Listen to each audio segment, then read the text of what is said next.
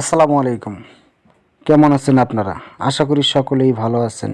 বন্ধুরা, ভিডিওর স্ক্রিনের মধ্যে দেখতে পারতেছেন একটি বস্তার মধ্যে কলার পোয়া, কলার চারা।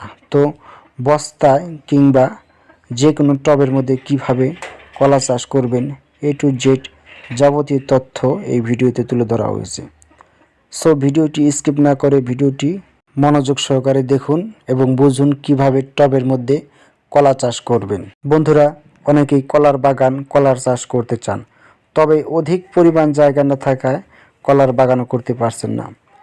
তো অল্প জায়গার মধ্যে কিভাবে কলার চাষ করবেন তাহলে আপনাদেরকে বলি। বন্ধুরা, আপনাদের বারিন্দায় কিংবা ছাদের মধ্যে যদি জায়গা থাকে তাহলে অবশ্যই আপনারা বস্তার মধ্যে, টবের মধ্যে কলা চাষ করতে পারবেন।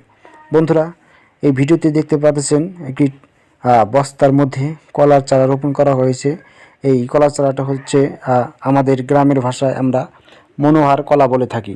তো এই কলাটি বেশি একটা বড় হয় না, মাঝারি সাইজের হয়। কলাটি অনেক মিষ্টি। তো গাছও বেশি লম্বা হয় না, গাছ 5 ফুট থেকে 6 ফুটের মানে একটু বেশি হয়।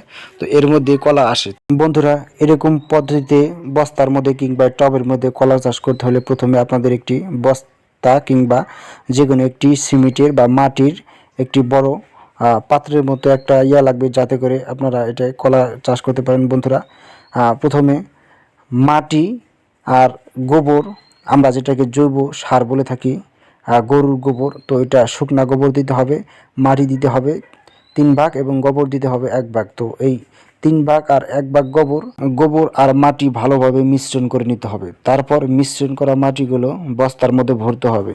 বস্তার মধ্যে ভরা হয়ে গেলে তখন এই বস্তায় কিংবা টবের মধ্যে কলার চারা রোপণ করতে হবে।